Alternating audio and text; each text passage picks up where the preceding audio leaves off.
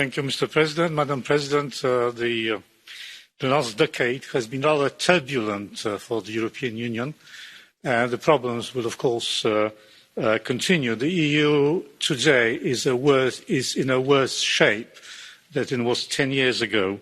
I therefore find it rather puzzling that every year over the last decade we have heard from every Commission President that the radiant future is awaiting us and that the days of the EU glory are just round the corner, provided, of course, that the European Commission, European institutions get more competences.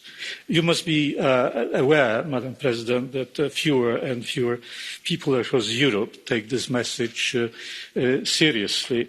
European Health Agency, European Cloud, European Bauhaus. I wonder if the new European architecture will resemble this building. What a frightening perspective.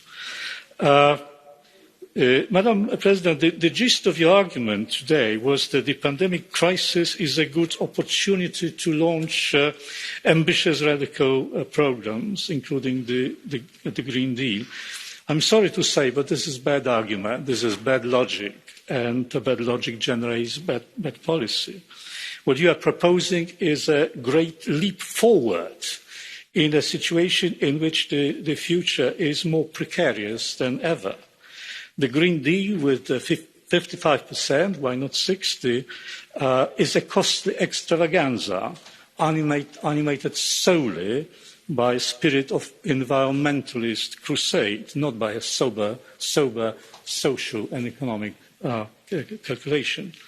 Now, a few words about so-called rule of law provisions. I said so-called because it has nothing to do with rule or with law.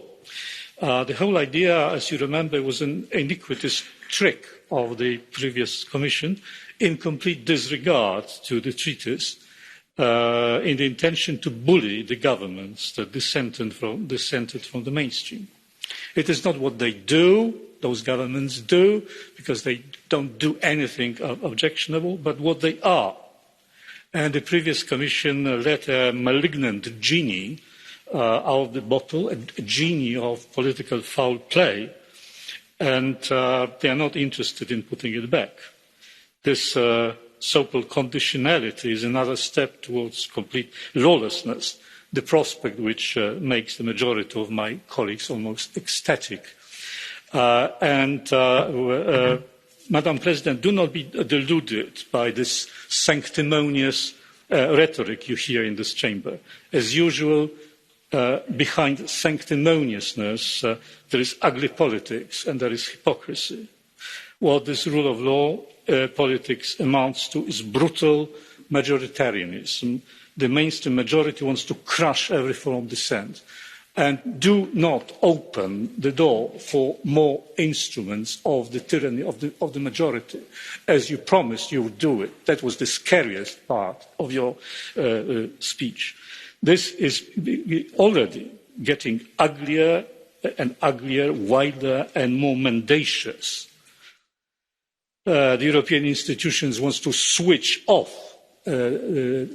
democratically constituted institutions of the nation states. They instigate internal conflicts by endorsing some parties against other parties. This is not your business. You shouldn't do it. So this is political arrogance at its worst. Let me conclude. If we continue, if you and your Commission will continue on the current course, the course espoused by many of my fellow group leaders here this morning, Europe will be wrecked. I repeat, Europe will be wrecked, caught in an ideological pincer movement orchestrated by green and federalist extremists.